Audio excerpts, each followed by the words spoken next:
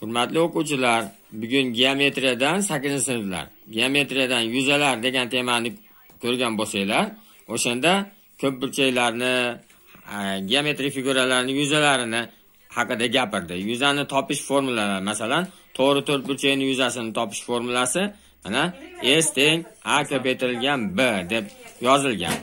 Bu unda A to'g'ri to'rtburchakning bo'yi, B eni. Mana bunday masala. Mana to'g'ri to'rtburchakning bo'yi 2,5 cm, eni 1,5 cm. Yuzasini toping desa, yechish.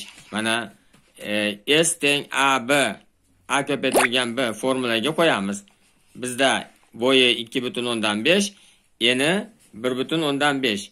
Mana o'rniga qo'yib ko'paytirdik. 3,175 bo'ldi. Demak, javob 3,175. Xuddi shunday parallelogramning yuzasini topish formulasi mana S teng A ko'paytirilgan H bilan yechiladi. Mana shunda bunday S yuza A parallelogramning asosi, H balandligi. Demak, bizda masala berilgan. Asosi 7,5 desimetr, balandligi 2,5 desimetr bo'lsa, yuzini toping desa, pastda mana yechilgan mana. A ni o'rniga 7,5, B H ni o'rniga 2,5. Ko'paytirsak 18,175 desimetr kvadrat bo'lar ekan javobi.